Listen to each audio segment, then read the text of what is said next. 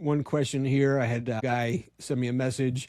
He said that he's been on TRT for a couple of years now, wasn't taking any kind of hCG, anything like that. And now, he and his wife were thinking about having kids.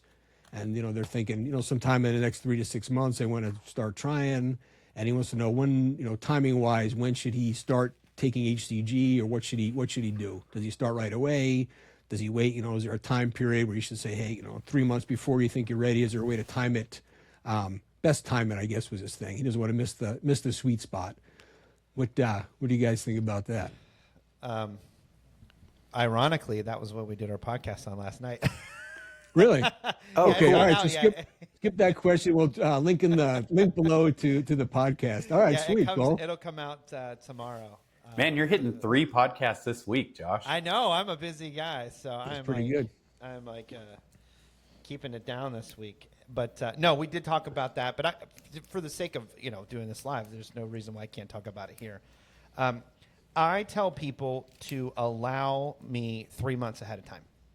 So just because you want to preserve, let's quote, fertility. First off, let's not call it that. Let's say we're basically continuing spermatogenesis, not necessarily preserving fertility. Fertility would be like, hey, we're going to stay above the 15 million threshold of what the World Health Organization sets forth as fertility guidelines. So establishing that first and foremost, right? So 15 million total sperm, 40% motility is sort of like the de facto lowest level of fertility.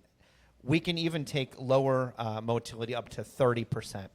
But ultimately, those are going to be those guidelines. When you put somebody on hCG, the goal might not be, hey, we're going to stay above that threshold, but the goal will also to be, hey, we're also not going to go to full suppression either, and sort of keep the tap on. And so there's different dosing strategies for hCG on basically like keeping a slow drip, or you could have it where you're actually potentially actively providing full benefit. I just had, as we asked this question, a guy come back with his semen analysis today who is on hCG.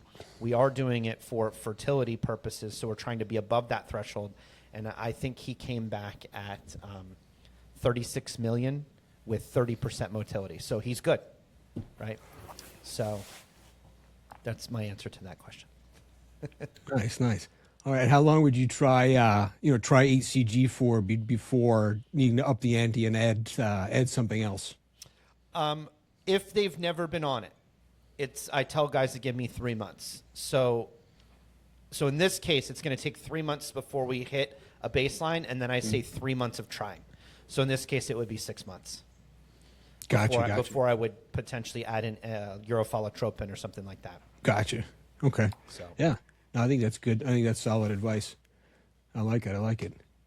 Yeah, and if sometimes I'll just throw in FSH faster because I'd say a lot of times once they decide to have kids, they're all of a sudden impatient about it, right. And so I've brought in FSH a bit sooner if it's in the budget. It can get expensive. And then you can get injection fatigue. I mean, if you're doing testosterone 2 to 3 times a week, hCG I have them doing 3 times a week. FSH is 3 times a week, and there, some just like kind of get injection fatigue. But FSH is going to be the heavy hitter, and it works pretty quick.